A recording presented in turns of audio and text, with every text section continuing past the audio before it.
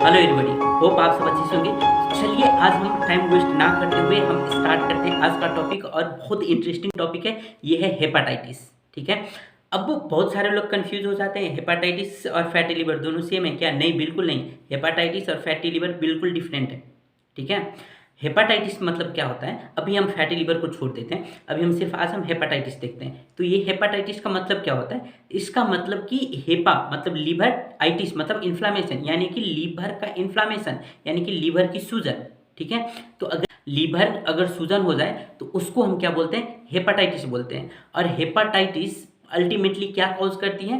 तो hepatitis liver cirrhosis cause करती है। ठीक है। अगर हम टाइम पे हेपाटाइटिस का अगर ट्रीटमेंट ना करें तो हो सकता है कि पेशेंट को लीवर सिरोसिस हो जाए, हो सकता है पेशेंट को हाइपरटेंशन हो जाए, पोर्टल हाइपरटेंशन हो जाए, हो सकता है पेशेंट को हेपाटोसेलुलर कार्सिनोमा हो जाए यानी कि कैंसर। तो ये सब रीजन हो सकता है, ये सब कॉज हो सकता है जब हम क्या हाँ, जब हम हेपाटाइटिस को जब हम ट्रीट नहीं करेंगे टाइम पे। तो ठीक है। अब हेपाटाइटिस का जो टाइप है ये क्रोनिक भी है और एक्यूट भी है।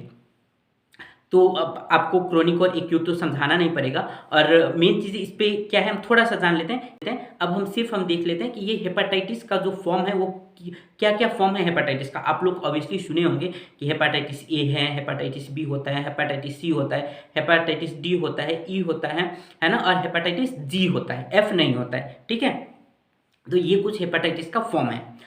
अब हम ये देख लेते हैं कि हेपाटाइटिस में जब आएंगे आपके पास अल्ट्रासोनोग्राफी के लिए तो हम क्या क्या क्लिनिकल कोरिलेशन करेंगे, क्योंकि हम बार बार आपको समझाते हैं कि क्लिनिकल कोरिलेशन बहुत इंपॉर्टेंट होता है। और इसलिए इंपॉर्टेंट होता है कि हम क्लिनिकल कोरिलेशन अगर हम कर लेते हैं ना तो हमारा डायग्नोसिस 99% करेक्ट हो सकता है।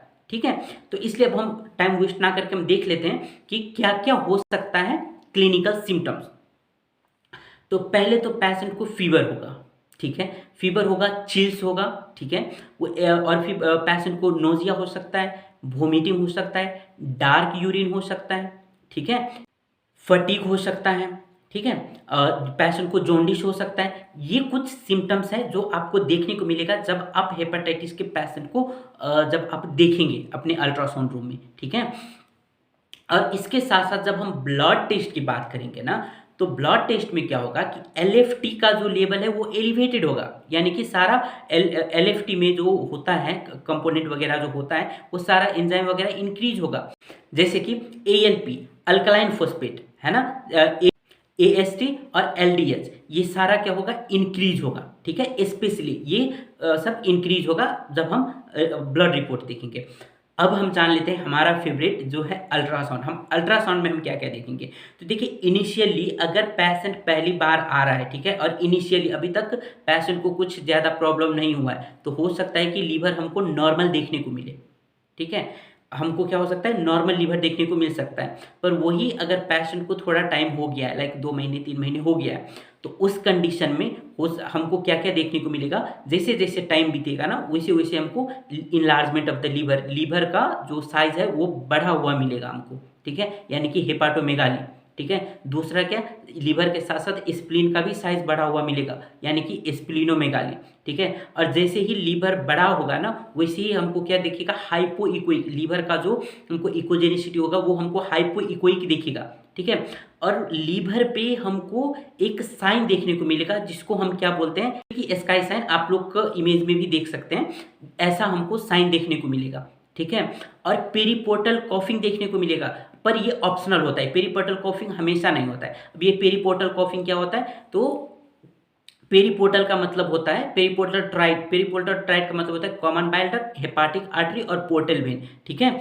ये तीनों जो होता है ना जिस जगह पे उसको हम क्या बोलते हैं? पोर्टल ट्राइट बोलते हैं। वहाँ पे भी हमको हो सकता है फ्लूइड देखने को मिले और वहाँ का इकोजेनिसिटी हमको इंक्रीज देखने को मिले।